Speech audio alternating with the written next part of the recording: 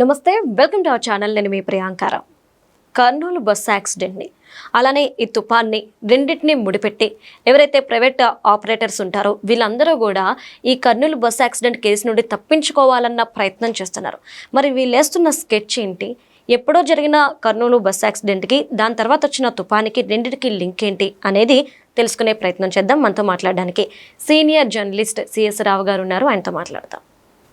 నమస్కారం sir. Sir, కొద్ది రోజులు అంటే ఈ తుఫానికి కొద్ది రోజుల ముందు జరిగిన ఈ కర్నూలు బస్సు యాక్సిడెంట్ని తుఫానికి లింక్ పెట్టి ఎవరైతే ప్రైవేట్ ఆపరేటర్స్ ఉంటారో వీళ్ళంతా కూడా బయటపడాలి అనే ఒక స్కెచ్ వేస్తున్నారు అనే ఒక వార్త చక్కలు కొడుతుంది. ఇది నిజమేనా? ఎలా బయటపడాలి అనుకుంటున్నారు?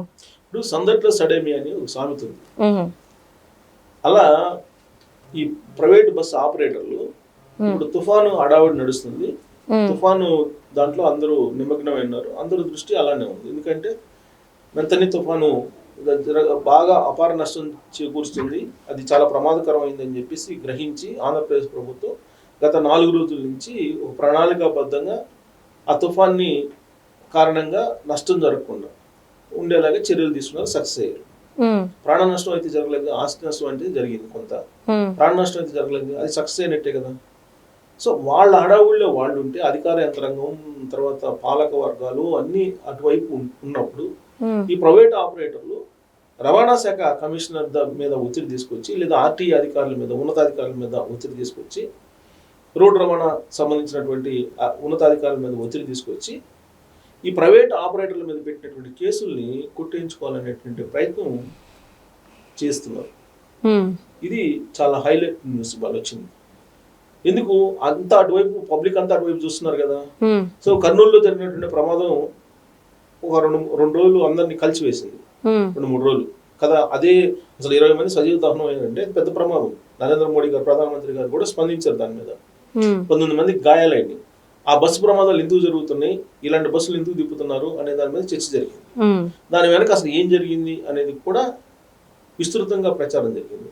ఏంటంటే డయూడామును, ఇలాంటి నాగాలాండ్, ఇలాంటి రాష్ట్రాలకు వెళ్ళి ఇలాంటి ప్రాంతాలకు వెళ్ళి రిజిస్ట్రేషన్ చేయించుకొని మళ్ళీ రిజిస్ట్రేషన్ ఛత్తీస్గఢ్ లాంటి చోట చేయించుకొని తక్కువ ధర ఉంటుంది కాబట్టి దాన్ని రీస్ట్రక్చర్ చేయించేసి మీకు సీట్లు కాస్త పర్మిషన్ లేకుండా బెర్తుల్లాగా మార్చుకొని ట్రావెల్ పర్మిషన్ తెలంగాణలో తీసుకొని తిప్పుతూ ఉన్నారు. ఇప్పుడు వి కావేరీ విషయంలో అదే జరిగింది. అవన్నీ బయటకు వస్తున్నాయి. అసలు డ్రైవర్ తప్పు ఉందా, లేదంటే అసలు ఆ ప్రమాదం ఎలా జరిగింది, దీని మీద గత 4-5 రోజుల నుంచి జరుగుతోంది.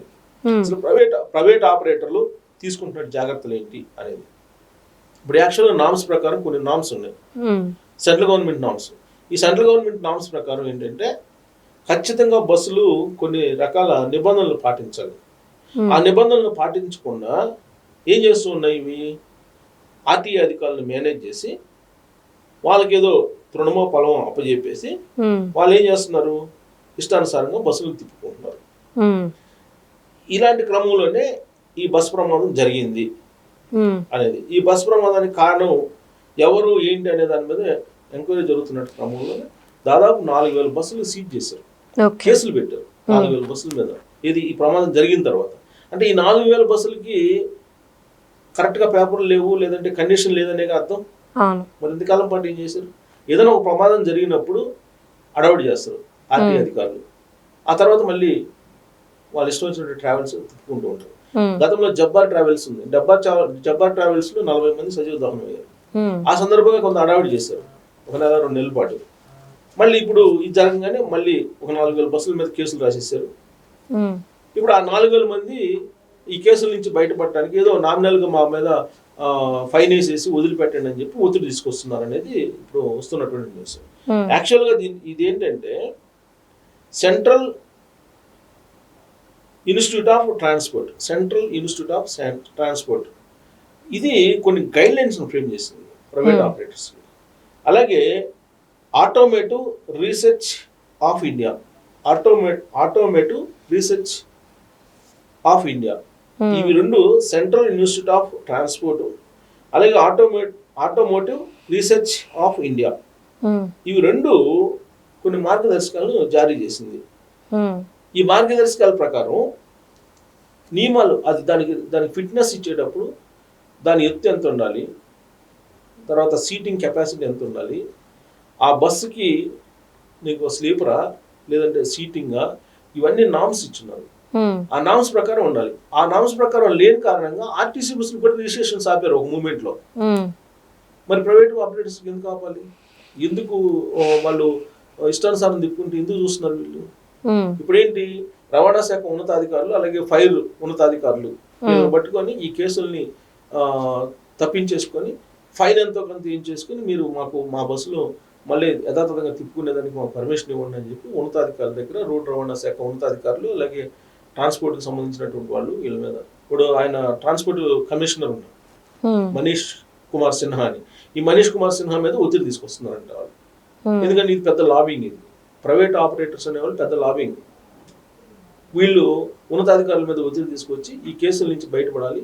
వాళ్ళకి ఏం చెప్తున్నారంట కలిసినప్పుడు, ఈ రవాణా శాఖ కానీ అగ్నిమాపక విభాగానికి సంబంధించిన ఉన్నతాధికారులకు కానీ ఆల్రెడీ అందరు తుఫాన్లో ఉన్నారండి, ఈ లోపు మా కేసులు ఇచ్చేసి ఫైన్ చేసేసి పంపించేసేయండి, మేము మా బస్సులు మేము తిప్పుకుంటాము, మాకు నష్టం వస్తుంది అని ఒత్తిడి తీసుకొస్తున్నారు. నిబంధనల ప్రకారం లేని కారణంగా అనేది కేసులు పెట్టింది. మరి ఇప్పుడు తుఫాన్ వస్తుందని చెప్పి జనం మర్చిపోతారని చెప్పి జనం ఇటువైపు చూడరు, కాబట్టి ఇదే సమయం మీరు మాకు పర్మిషన్ ఇచ్చేస్తే మా పని మేము చేసుకుంటాం అని చెప్పి వాళ్ళు ప్రైవేట్ ఆపరేటర్లు మాట్లాడుతున్నారు. ఈ ప్రైవేట్ ఆపరేటర్లు ఇప్పుడు కాదు, అనాదిగా ఈ ఆర్టీ అధికారులని తర్వాత రవాణా శాఖ ఉన్నతాధికారులని పట్టుకొని వాళ్ళకి పర్మిషన్స్ ఉన్నా లేకపోయినా, ఫిట్నెస్ ఉన్నా లేకపోయినా ప్రైవేటు బస్సులు తిప్పుతున్నారు. ట్రైనింగ్ లేనటువంటి, శిక్షణ లేనటువంటి డ్రైవర్స్ని, ఇద్దరు డ్రైవర్స్ ఉన్న వాళ్ళు ఒక డ్రైవర్ని పెట్టి, తర్వాత వాళ్ళ లగేజీలో డ్రగ్స్ గంజాయి సరఫరా చేస్తున్నటువంటి వాళ్ళు కూడా ఉన్నారు.